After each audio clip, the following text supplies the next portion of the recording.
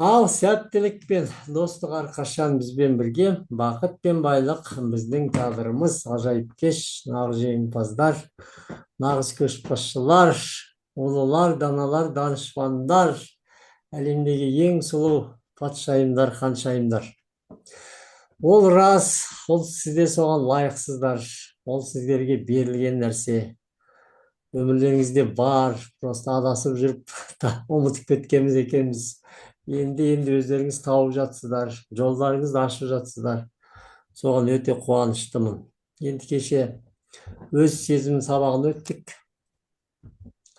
Сезімге не жатады, не істейміз, қалай күресеміз, оны қалай түзетеміз, бәрі орында.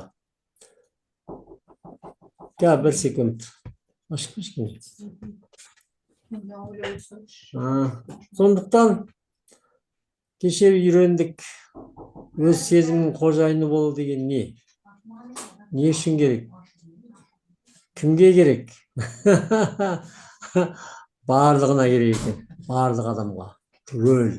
Даже кішкентай балаға да, үлкен кісіге де керек екен. Енді біздің сол сезімдерді қадағаласақ, қорқыныш сезімі бар, қуаныш сезімі бар. Реніш бар екен, ашу бар екен. Олардың бәрінен түсетін болсақ, ішінде қалдырсақ, махаббат мейірімді болды екен.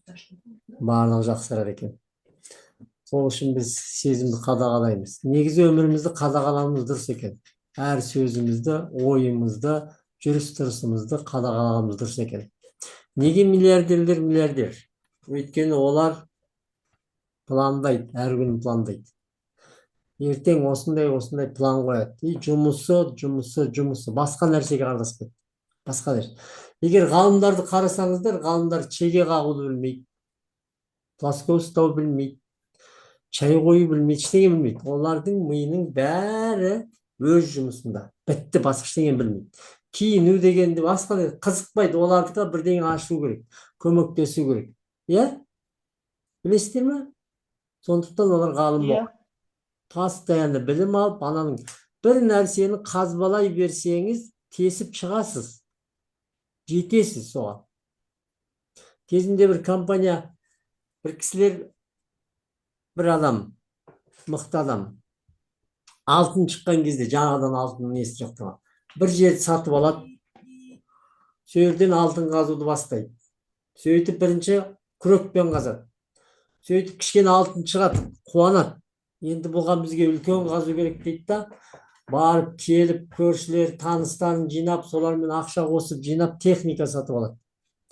Сөйтіп кеп қазады, біраз қазады, алтын шығады кішкене, тағы да.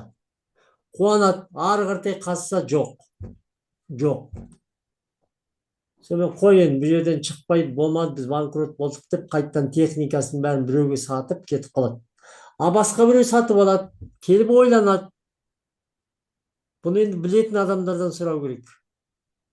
Қалай не алатын деп, ол специальный адамдарды алып кеп, техникасымен тексертіп, қай жерді қазу керек екенін біледі. Сонда ананың қазғанның ар жағынан 1 метр ар жағынан қазады да, үлкен алтынға тап болады. Не үшін оны айтып отырмын? Өйткені ол анау тағы да қаза берсе, жететін еді. Ол шыдамы таусылып қалды. Шыдамы таусылды да, ары қаратай алмай кетіп қалды. Қазбай. Енді ана басқа біреу кетті, ары қаратай қазып, алтынның дөбісінен түседі да, миллионер болып шыға береді. Түсіндіңіз ғой? Білім де солай. Қазір міне қанша адам келді, жазды, мысалы Гүлжан ханым, қанша адам жазды, қанша адам келді. Кішкене алды да миларын тыңдап кетіп қалды. Жұмысым бар, қонақ бар, баяғы қызықтарына қайттан кетіп қалды. Өскісі келген жоқ. Бірақ ізденісте жүр. Қайтып өзгерсем екен, бақытты болғысы келеді, бәрін істегісі келеді. Жолдар кеп тұрса қашады. Неге? Өйткені миды тыңдайды. Егер де сіздерді аяғына дейін шыдамды Гүлжан ханым сияқты шыдасаңыз, не істейсіз? Ой деп шоп жүресіз. Қарқылдап күліп мәз болып. Сондықтан әр нәрсені бастадыңыз ба, аяғына дейін жеткізу керексіздер. Любой нәрсенің аяғына жеткізу керек екен. Бітіру керек до конца. Содан кейін барып Оған жаңағы не айтсаңыз болады. Ұнады, ұнамады деп содан кейін айтуға болады.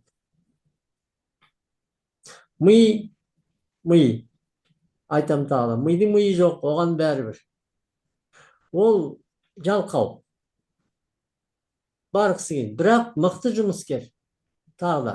Сіз қожайын болсаңыз, жұмысқа салып, осыны істейсің, осыны жасайсың десеңіз, жасап береді. Оған түсінік бересіз. Ай, осы жерден өсуіміз керек шығар, до конца тыңдайық десеңіз, тыңдап өсесіз. Ал білім түбі жоқ. Білімнің түбі жоқ. Таусылмайды. Біздің білетініміз 9, білмейтініміз 99. Білімнің түбі жоқ. Оқи бересіз, өсе бересіз.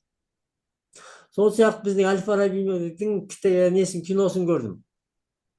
Сонда не істейді? Кішкентай кезінен білім ала бастайды. Кішкентай кезінен бастап оқи бастайды. Әкесі жаңағы саудагер болады, әр қалаға баратын. Соған айтып, әр жақтың кітаптарын жинайды. Сөйтіп соны оқи береді да, кейін не істейді? Қаншама нәрсе ашады. 9 аспапта ойнайтын болады. Өзі қанша аспап шығарады.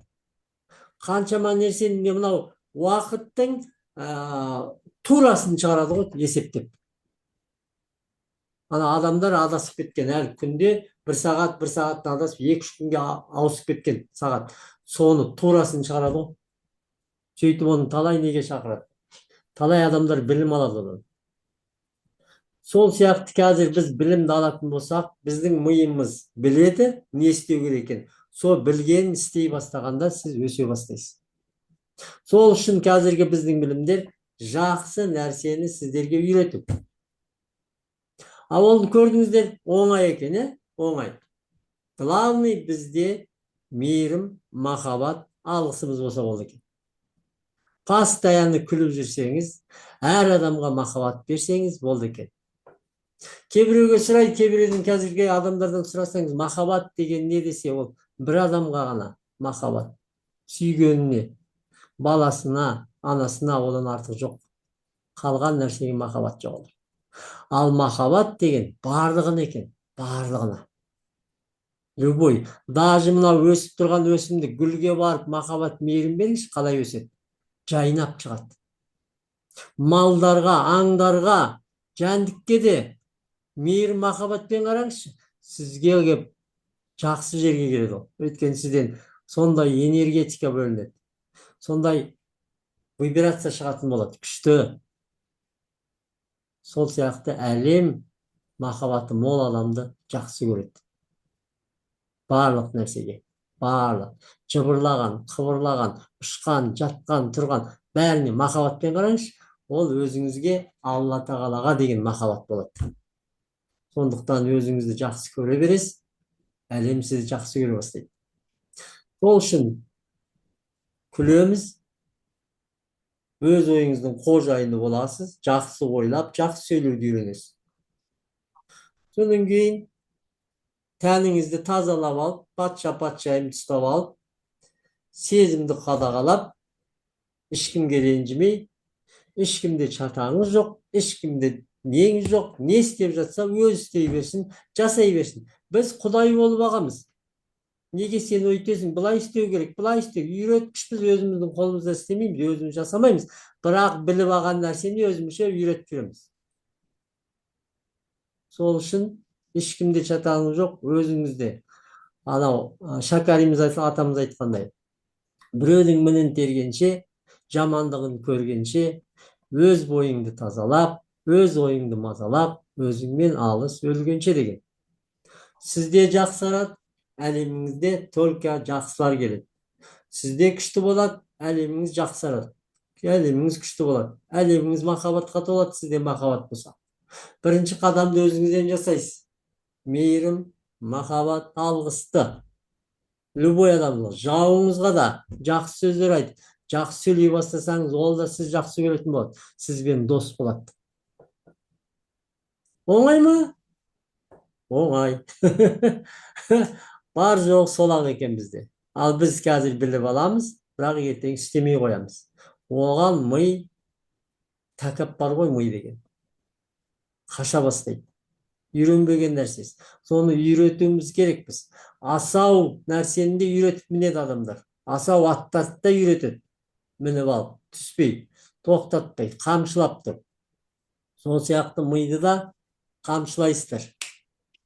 Мініп алып, бәрін қадағалап отырып, кешке шейін түсіндіріп, айтып, жеткізесіздер. Кәдімгі жас кішкентай баланы тәрбие бергендей тәрбиелейсіздер. Бұлай сөйлеу керек, мынаған ренжімеу керек, бұлай күліп жүруіміз керек, бұландай болуымыз керек, сондай болуымыз керек. Сонда сіздің өміріңіз жақсарады, өте жақсы болады. 50 жыл, 60 жыл құртқан нені 1-2 күнде бітіп түзеймін деген жоқ. Әлі жұмыс істеуіңіз керексіз, бірталай жұмыс істеу керексіз. Өзіңізбен біраз жұмыс істейсіз. Түп-түбірінде қалып қалған, жүректің қыртыс-қыртысының ішінде қалған қаншама нелер бар. Барлығын мына миды үйрету арқылы, кешке шейін айта беру арқылы. Соны бүгін сабағын өтеміз, аудиотренинг деген. Ол кезде уже түсінетін боласыздар. Сондықтан ешкімге ренжімейміз, ешкімде шатағымыз жоқ.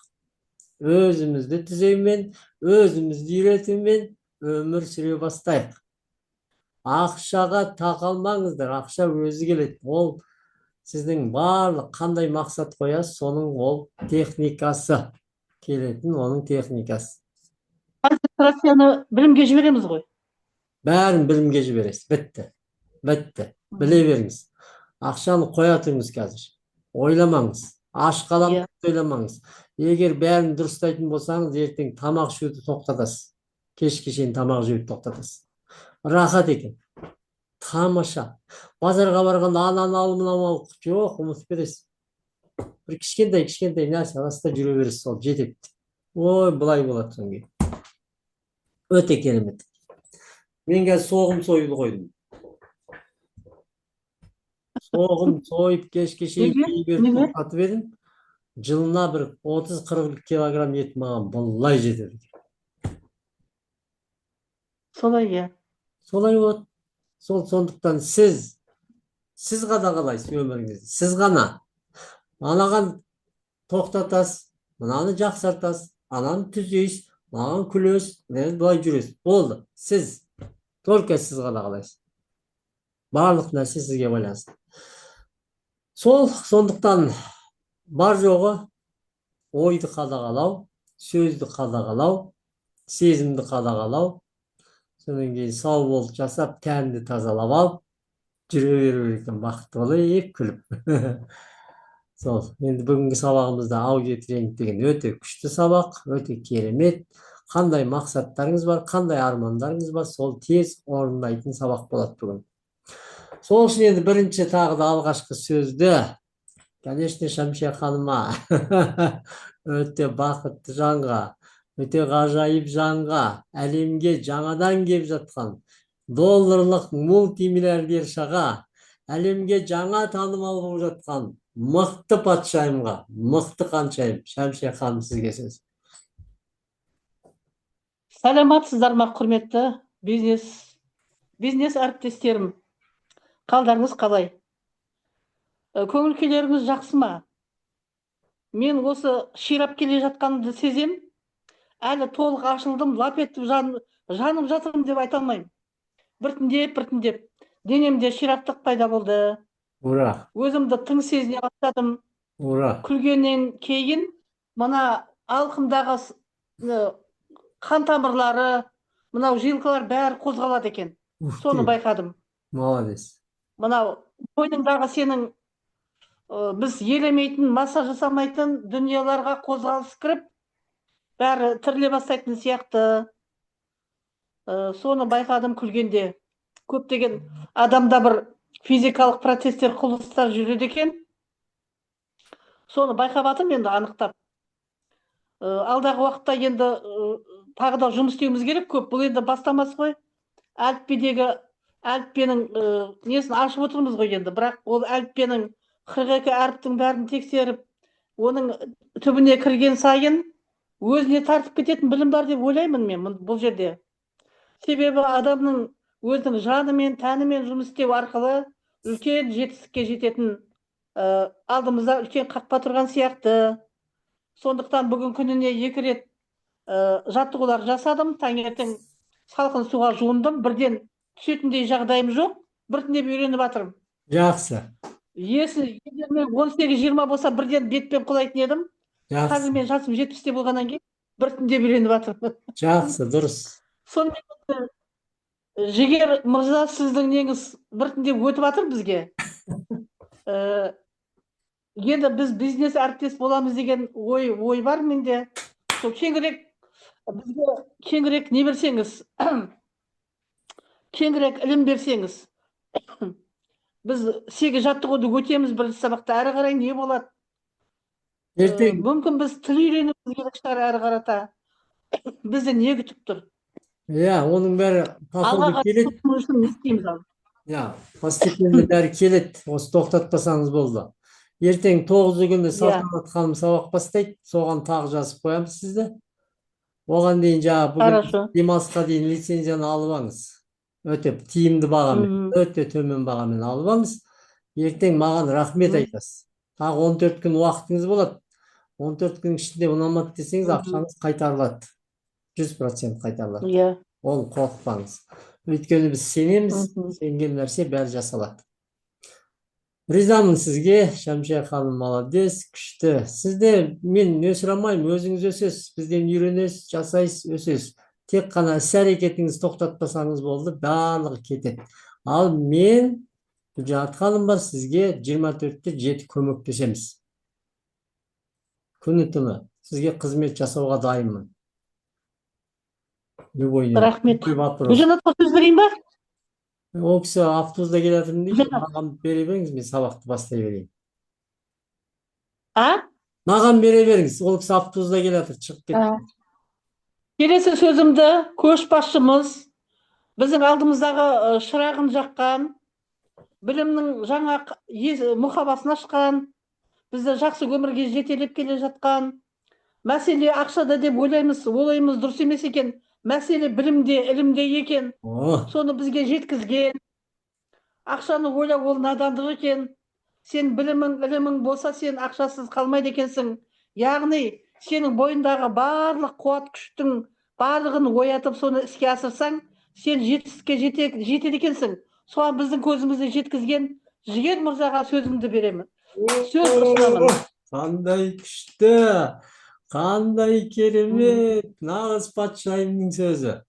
Рахмет, Шәмшия ханым, көп жасаңыз, ұзақ өмір сүріңіз. Ұзақ өмірдің әр күні бақытқа толы болсын, әр күні бақытқа толы болсын, әр күні қуанышқа толы болсын, әр күні сізге ғажайып болсын, сәтті болсын.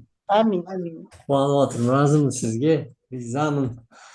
Тағы да айтайын, сіз өзіңізді... Бірау сөзіңізді бөліп кетейін. Бірау сөзіңізді. Біздің қазақтар тойға барып 5 сағат сөйлеп тұрады. Содан да осыған келсейші пайдалы нәрсеге. Пайдасыз сәтқа кіріп алып отырады. Телефон күні кешкен. Содан не пайда? Лучше таза ауаға шығып кет таудың басына. Ертең соның сабағын айтам. Ертең сол туралы сабақ болады. Түсінесіз. Содан кейін айтуға оңай болады. Не туралы? Ертең сол осы уақыт жоқ деген адамдардың сабағы болады. Ал енді бүгінгі сабақ ерекше жаттығу туралы сөйлесеміз. Ол аудио тренинг деген сабақ. Аудио тренинг. Бұл жай музыка... Сабақтың аты ма? Сабақтың аты аудио тренинг па? Сабақтың аты аудио тренинг. Бұл жай музыка немесе сөз емес, бұл санамен жұмыс істеу. Өйткені адамның өмірін оның ішкі сөздері анықтайды. Не айтып жүресіз, не ойлап жүресіз, жасала береді. Дұрыс па? Алдынан бері айтып келатырмын. Ойлаған ойымыз, біздің ойлаған ойымыз тағдырымызды құрайды екен. Кешке шейін ойлай берсек, сол біздің тағдырға айналады. Ал тағдыр біздің өміріміз ғой. Дұрыс па? Сол бірінші сөзден шығады. Айтасыз, ой туады. Ойлайсыз, тағдырыңызға айналады. Сол сияқты сөз жай дыбыс емес, ойды қалыптастырады сөз деген. Сезімді өзгертеді, әрекетке әсер етеді, нәтижені қалыптастырады. Сондықтан сөз Бағдарлама. Түсіндік қой? Не сөйлейміз? Ашу келсе де сөзбен шығарамыз да, дауыспен айтамыз, айғайлаймыз, ренжиміз. Ол да сөз. Оның ойға түседі. Ойлап жүресіз соны. Ол сіздің тағдырға айналады. Сондықтан сөзді түзейсіз, өмір түзеледі. Сөзді түзейсіз, ой түзеледі. Бүгінгі біздің ата-бабаларымыз кезінде бата берген, тілек айтқан, жақсы сөздер көтерген. Неге? Өйткені олардың сөздің энергиясын білген, сөздің энергиясын білген. Әр адамға бата беріңіз, тілек айтыңыз жақсы. Не дейді адам? Қуанады, риза болады да. Ал ол сіздің ішіңізде өзгеріс басталады сол кезде. Сондықтан аудиотренинг бұл сананы жаңа бағдарламаға үйрету, сананы. Мына түп санаңызды жаңа бағдарламаға үйрету. Адам күнде бір ойды тыңдаса, ми соны шындық ретінде қабылдайды. Кешке шейін бір нәрсені ойлай берсеңіз, ми ойлайды, бұл керек екен деп, и тез жасайды. Сондықтан жақсы сөзді қайта тыңдау, мына біздің санамызды өзгертеді. Орыста бар ғой, повторение, мат учение деген. Білесіз ба? Сондықтан не сөзді көп қайталайсыз, сол ой туады, соны ойлай бересіз, сіздің тағдырыңызға айналады. Сондықтан ми қалай жұмыс істейді? Ми қайталанған ақпаратты шындық деп қабылдайды екен. Қайталанған ақпаратты шындық екен деп қабылдайды екен. Егер адам күнде естісе, менің қолымнан келмейді, онда ол соған сенеді ми.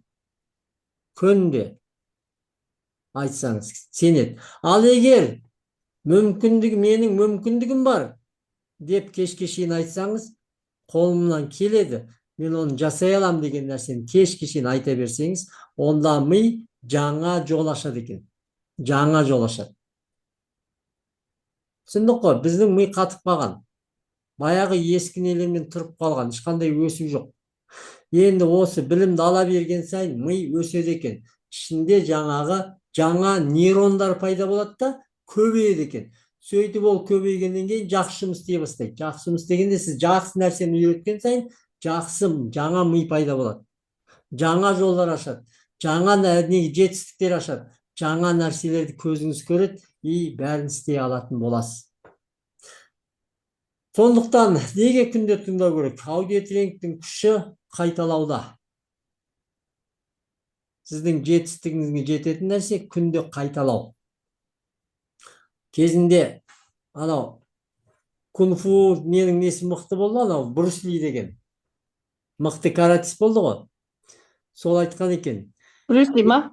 Иә, мен дейді, бір жаттығуды көп жасайтын адамнан қорықпаймын дейді. Бір жаттығуды 1000 рет қайталаған адамнан қорқам депті. Көрдіңіз ба? Ол соның профессионалы болып шығады ғой, бір нәрсені. Кешке шейін ойында сол, айтатын сол, и істейтін сол. И соның профессионалы болып шығады. Түсіндіңіз ғой? Жаңағы біріншіден айттым ғой сіздерге. Любой адам өзінің жолын тауып, постоянно соны істейтін болса, ол сол жерден кесіп шығады да, миллионер болып шығады. Мықты жолға шығады. Мықты жетістікке жетеді. Жағдайда жақсы болады, көңілде күшті болады. Оның сабағы 8-ші сабақты өтеміз. Енді қараңыз, аудиотренингті қайталауда күнде тыңдауыңыз керексіз. Күн сайын тыңдау. Ол не береді сізге? Сенімді көтереді, ойды өзгертеді, энергияны арттырады, әрекетке итермелейді. Егер сіз өзіңізге кешке шейін денсаулығым жақсы дей берсеңіз, бір күні денсаулық өзі жақсарады. Өзі күштеп кетеді. Без зарядки, без ничего. Қиналудың қажеті жоқ. Просто айта бересіз. Ми соны жасайды. Сізде зарядка жасағанда маған 10 000 шаг жүрген, маған пайдалы энергия етсең, ми соны сенетті істейді ғой. Істейді. Ал сіз 10 000 зарядка жасамай, просто денсаулығым күшті, энергиям көп деп айта беріңіз. Болады. Ақшам күннен күнге өсіп жатыр деп қуана берсеңіз, ақшаңыз өзі өсе береді. Оңай нәрсе да, просто біліміз керек. Сол үшін күндегі сіздің қайталап айтқан нәрсеңіз, оны күнде тыңдау арқылы сеніміңіз көтеріледі, ойыңыз өзгереді, энергияңыз артады, әрекетке қарай итермелейді сізді ми. Соны жасау арқылы жетеді екенсіз. Оңай екен. Түсініп алыңыздар. Және де ол өзіңіздің аузыңыздан шыққан сөз болады. Оны таспаға жазасыз, таспаға жазып аласыз да құлаққа салып тыңдайсыз. Бірінші тыңдаған кезде менде де бәрінде солай болып жатыр. Өзіңіздің даусыңыз өзіңізге ұнамайтын болады. Ал анан тыңдай бергеннен кейін өзіңіздің даусыңыз бұлбұлдың даусындай болады. Өзіңізге ұнайды, күшті екен ғой деп таң қаласыз. Өйткені менде бұрын аудио тренинг бірдеңе аудиомен не жіберсем, WhatsApp'та естігім келмейді, тыңдағым келмейді, даусым ұнамайды маған. Ұнамайды. Осы аудио тренинг үйренгеннен кейін құлағыма салсам, бір даусым бірдеңе сияқты ұнамайды. Кезінде мен өлең айтқанды да жек көретінмін. Өз даусымды жек көретінмін. Қазір өлең айтқым келіп жүр ғой. Тыңдай бердім. Бір күні қарасам, менің даусым күшті екен, керемет екен. Өзіме ұнады. Сол кезде өзімді қабылдадым ғой. Шынымен менен артық адам жоқ екен ғой. Мен мықты екенмін ғой. Даусым да күшті екен. Әншіден кем емес екен ғой деймін. Көрдіңіз ба? Сондай нелер болады. Сондықтан лидерлер не істейді? Мықты адамдар өз санасын бақылап отырады. Негатив ақпараттарды азайтады, пайдалы ақпараттарды көбейтеді. Аудио тренинг сананы күшейтетін құрал. Өйткені сіз аудио тренингке жақсы нәрсе жазасыз ғой. Бір мақсатыңыз жазасыз. Осыған жетем деген нәрсе. Соны айта бересіз, миға мидың миын жей бересіз. Бір күні ми надоело мынау, болмай қойды ғой деп жасап береді. Миымды жеп қойды ғой дейді. Тезірек жасап берейінші дейді. Кезінде сіздердің балаларыңыз кішкентай кезде не істеді? Магазинге, қазір немере болса да, магазинге барса да бір жей, ананы әперші деп қоймай қояды ғой. Өй, миым жеп қойдың ғой, мәш деп алып бере саласыз ба? Тура солай мидың миын жеу керек екенбіз. Мен осындаймын, менде мынандай, айта берсеңіз, ойбай, мынау миым жоқ қой, тезірек жасайықшы деп соны жасайды екен. Үйді қалайсыз ба, машина қалайсыз ба, саяхат қалайсыз ба, денсаулық қалайсыз ба, энергия қалайсыз ба, бақыт қалайсыз ба, соны көп қып жазып аласыз да тыңдай бересіз. Сондықтан аудио тренингті қалай жазасыз? Мен қазір нелерін жіберем, образецті. Соған қарап отырып, өзіңізге байланысты, өзіңізге қазірге не керек бірінші? Ең бірінші не керек сізге? Соны жазасыз. Сол аудио тренинг бір несі бар, ережесі бар. Соған қарап отырып жазасыз да күніне 40 минуттан 4 сағатқа дейін тыңдайсыздар. Ол үшін не істеу керек? Тыныш жерде отырасыз. Телефонда ештеңені өшіресіз бәрін, қоясыз. Таспаны қосасыз. Бірінші қағазға жазып алыңыз. Қағазға түсіресіз жазып. Қағазға түсіріп алғаннан кейін, анау тып-тыныш жер болсын, ешқандай шум жоқ, барлық мешайт етпейтіндей телефонның несіне авиарежимге қойып тастаңыздар түгел. Тып-тыныш, ешқандай звонок келмейтін, сообщение келмейді. Тып-тыныш қоясыздар да тыныш жерде. Телефонның таспасын қосасыз. Жаңа аудио тренинг қосатын не бар ғой? Звукозапись. Соны қосасыз да, жаңаға жазып алғанды энергиямен, шын ниетпен, бір қуанышпен айтасыз. Кішкентай бір мотивационный музыка қойып қойыңыз. Еще ақыры музыка шығып тұрсын. Сонан кейін жаңағы сөзді айтып жазып аласыз. Сонан кейін ішінде повтор деген нәрсе болады. Қайталайтын. Соған қоқып қоясыз да құлаққа салып, миын жей бересіз. Сонда бір айдың ішінде бір арман орындалады. Бір айдың ішінде 3 арманды орындалуы мүмкін. Кезінде біздің адамдар соны тыңдау арқылы талай адам үй алды, талай адам жетістікке жетті, талай адам өмірін өзгертті. Ал мен денсаулығымды мықты қылып жібердім. Қантты осы аудиторингтің арқасында жоғалттым мен. Сондықтан өзіңізде қабылдауыңыз керексіз, сөзіңізді, айтқан дауысыңызды қабылдау керексіз. Түсінесіз ба? Сөздеріңізге сену керексіз. Сөздеріңізді сезіну керексіз.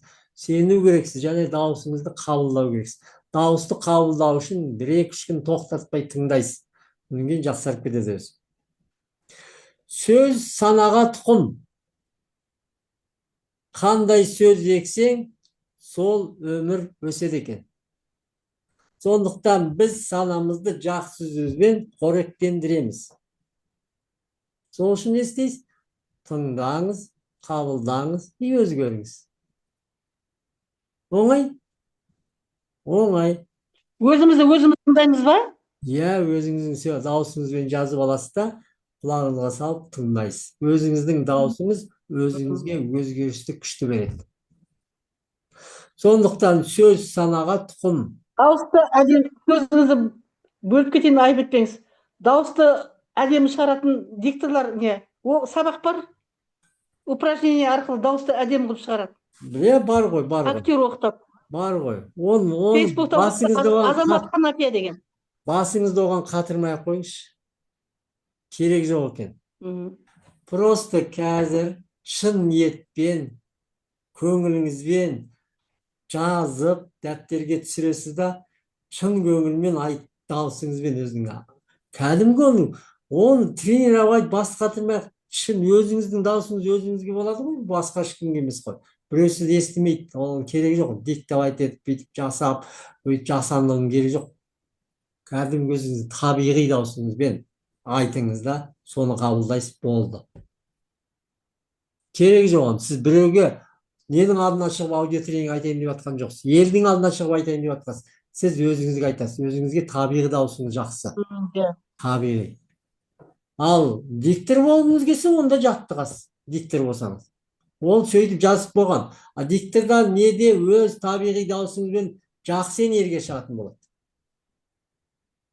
Өз даусыңызбен. А оларды үйретіп тастаған солай. Сондықтан бүгінгі сабағымыз аудиотренинг. Өте керемет сабақ. Қайталау арқылы өміріміздің істелмей жатқан, жете алмай жатқан армандарымызға жете алады екенбіз. Сол үшін не істейміз? Аудиотренинг жазамыз, миын жейміз, сөйтіп өмірімізді өзгертеміз. Жетістіктерге жетеміз. Қандай жетістік керек сізге? Не керек сізге? Сол үшін аудиотренинг не аламыз? Кезінде мынандай не болған екен? Сөздің құдіреті деген. Сізге түсіндіріп кетейін. Грек елінде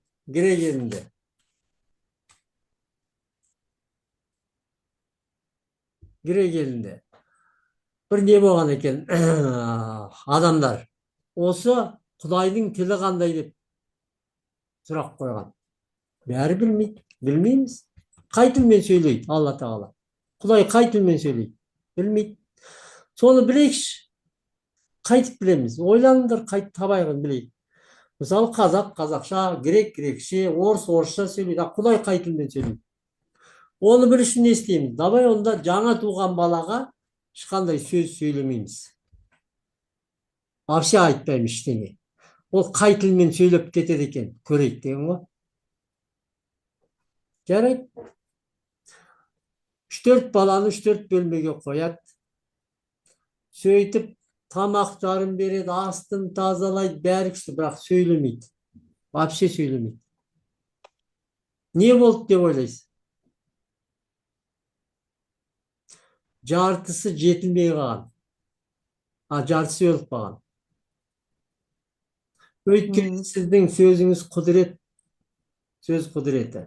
Сіз айтасыз, мида нейрон қалыптасып жұмыс істей бастайды.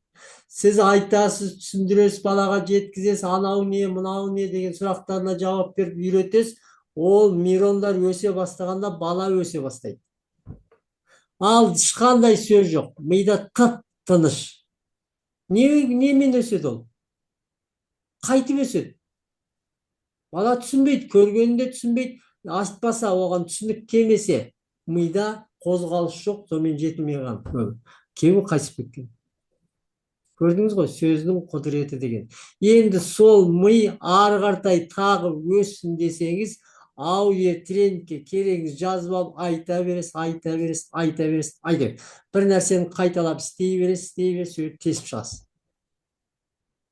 Өйткені біздің қазір ойымыз сан жақта жүрді, энергиямыз шашырап кеткен. Ешқай жерден өсім жоқ, ешқай жерде жақсылық жоқ. Өйткені әр нәрсеге ұстап алғанбыз бүйтіп. Бәрін ұстап алып, әр нәрсені ойлап жүреміз. Бір нәрсе ойлап жоқ.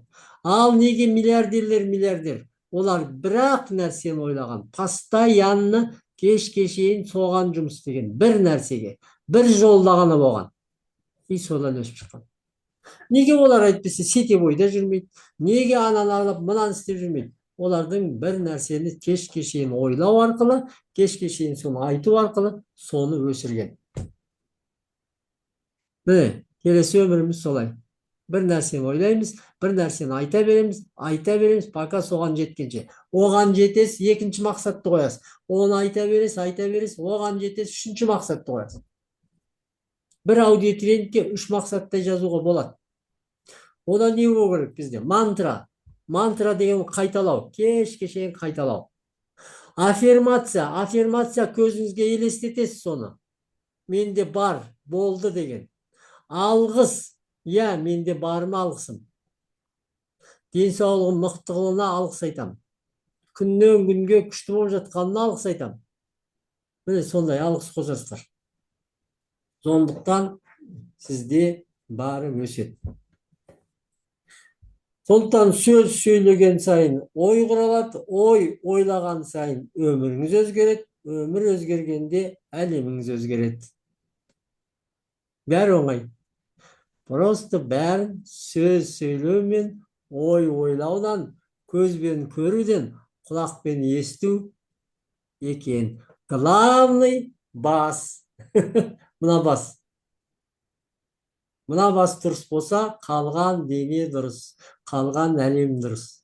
Сол үшін не істейміз? Көрген нәрсеміз жақсыны ғана көреміз. Еститініміз жақсы ғана болсын, сөйлейтініміз жақсы болсын, ойымыз жақсы болсын.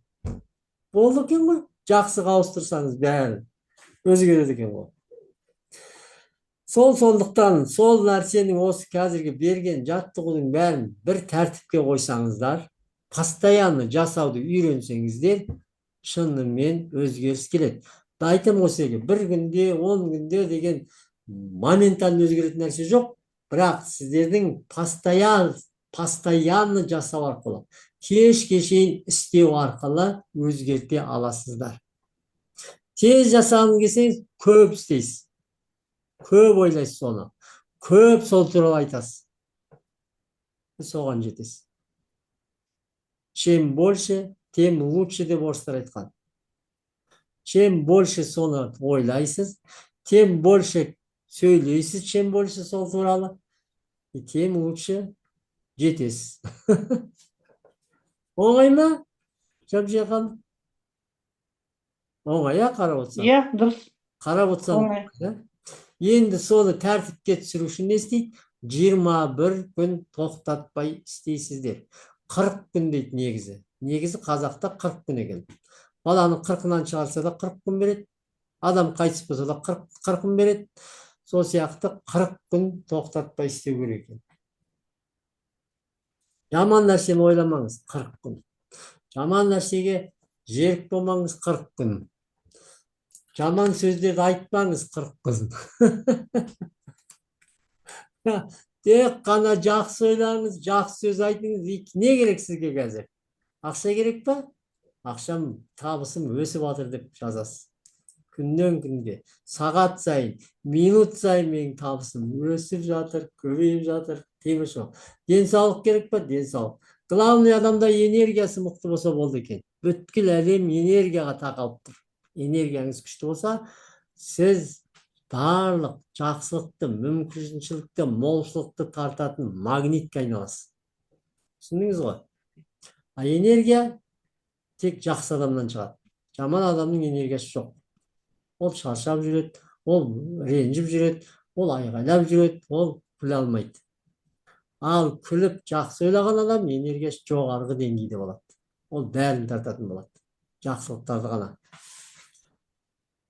Ал жаман ерген адамға жаман энергия келеді, жамандықтар келеді, жаман нәрселер келеді, жаман әдеттер айналады.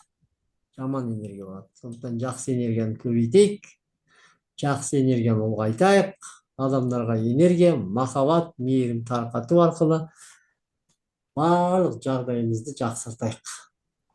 Сондай сатты ғой. Түсіндік қой. Мен жіберем чатқа, несін, образецін, соған қарап отырып жазасыздар.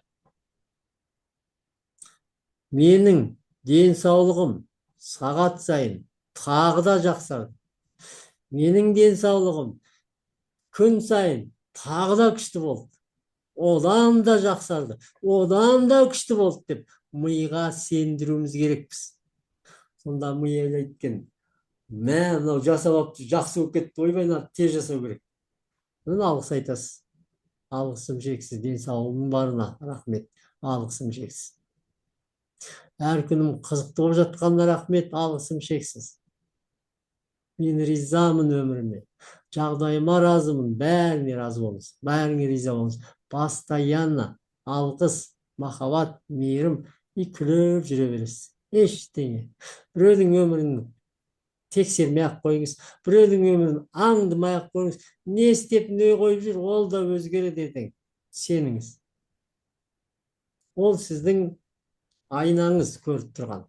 Оған көп көңіл бөлмей ақ қойыңыз. Балаға да, шағаға да, басқаға да. Өзіңізді өзгертесіз, олар өзгереді. Соған сеніп, өзіңіз жасаңыз бірінші. Өзіңіз жетіңіз, көрген істейді балалар. Сіз бақытты болып жүресіз, сіз мықты болып жүресіз, балалар бақытты болады. Өйткені сізге көңілін бөлмейді. Сіз туралы ойлап жүрмейді. Олар, ой, мамам сияқты мықты боламыз деп, олар да жанталасады. Түсіндіңіз ғой? Үйретудің қажеті жоқ екен. Көрсету керек екен. Көрсету. Көрсету үшін өзіңізбен алысасыз, өзіңізді түзейсіз, өзіңіз жақсартасыз, болды екен. Міне сондай. Сол бүгінгі сабағымыз керемет, өте пайдалы сабақ, өте күшті. Рахмет сізге. Неге бұны 6-шы жаттығып қойған? Өйткені адам күлмесе, көңілі көтерілмесе, ештеңеге зауқы жоқ болады. Адам көңілі көтеріліп яған кезде ой түзеу керек болады. Жаман ойлардан арылсам, тағы да жақсы болады деп.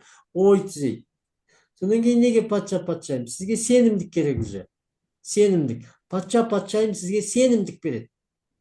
Менің қолымда екен ғой. Мен ақ істейді екенмін, значит, мен өзіме неге сенбеймін? Мен жасай алам деген сенімдік пайда болады. Содан кейін неге тән тазалаған? Негатив. Құйған кезде сілкелегенде түгел негатив бәрі кетеді. Энергияңыз тағы көтеріледі. Оказывается, болады екен бәрі. Оңай екен. Жасай алам деп кірсесіз.